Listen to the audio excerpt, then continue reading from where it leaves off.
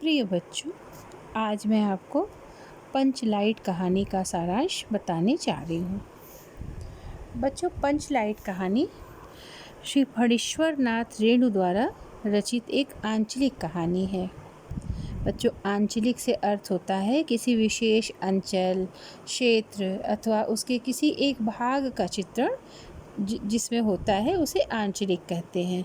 इसमें क्या होता है कि वहाँ के जो दृश्य होते हैं, वहाँ की प्रकृति, वहाँ की जलवायु, वहाँ के गीत, त्योहार, बातचीत करने के जो ढंग होते हैं, वहाँ की जो भाषा का उच्चारण होता है, वहाँ की जो भाषा होती है, उसकी विकृतियाँ होती हैं, वहाँ जो मुहावरे उस परिवेश में प्रयोग किए जाते हैं, लोकोक्तियाँ, है ना, ये सारी व्यवहारगत विशेषताएं जो हैं उसमें समाहित होती हैं।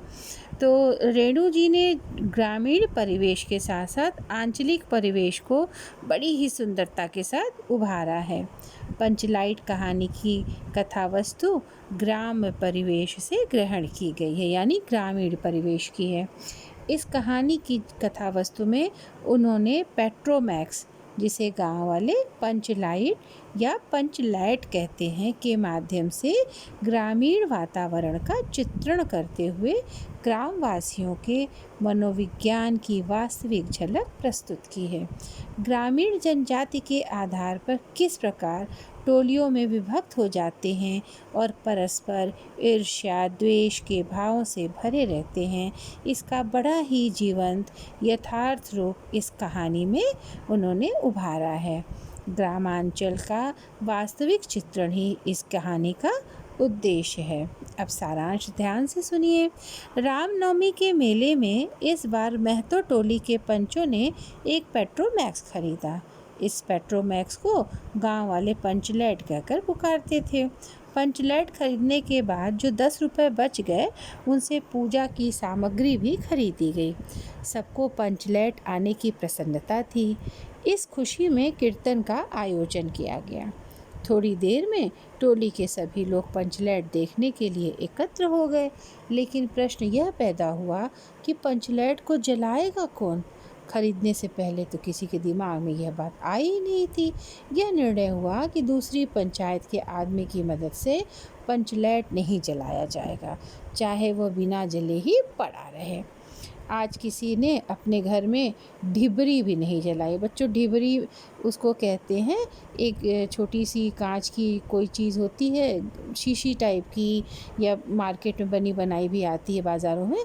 उसमें एक बत्ती डाल देते हैं रुई की या कपड़े की, फिर उसमें तेल डाल करके उसको जलाते हैं। उसको गांव में लोग जलाते हैं, तो जहाँ लाइट नहीं होती है तो उसको ढिबरी, ढिबिया, क्या क्या कहते हैं, इस तरह से बहुत सारे शब्द हैं वहाँ ग्रामीण भाषा में।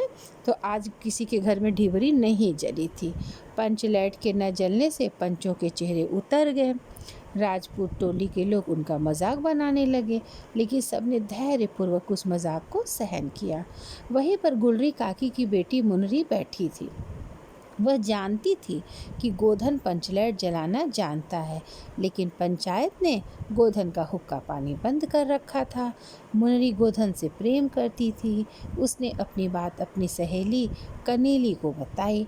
कनेली ने यह सूचना सरदार तक पहुंचा दी कि गोधन पंचलैट जलाना जानता है। सभी पंच सोच विचार में पड़ गए कि गोधन को बुलाया जाए अथवा नहीं। अंत में उसे बुलाने का निर्णय लिया गया। सरदार ने छड़ीदार को भेजा, लेकिन छड़ीदार के कहने से गोधन पंचलैट जलाने के लिए नहीं आया। आखिर गुलरी काकी गोधन के झोपड़े में गई और उसे मनाकर ले आई। गोधन ने पंचलैट में तेल भरा। तभी गोधन ने पूछा कि स्प्रिट कहाँ है। स्प्रिट का नाम सुनकर सभी लोग उदास हो गए, लेकिन गोधन ने अपनी होशियारी से गरी के तेल की सहायता से ही पंचलैट जला दिया। पंचलैट के जलने पर सभी लोगों में प्रसन्नता की लहर दौड़ गई। लोगों के दिल का मैल दूर हो गया। कीर्तनिया लोगों ने एक स्वर में महावीर स्वामी की जय ध्वनि की। कीर्तन शुरू हो गया। गोधन ने सबका दिल जीत लिया। मुनरी ने हसरत भरी निगाहों से गोधन की ओर देखा। सरदार ने गोधन को बहुत प्यार से अपने पास बुलाकर कहा, तुमने जाति की इज्जत रखी है। तुम्हारा 7 खून माफ़। खूब गाओ सलीमा का गाना।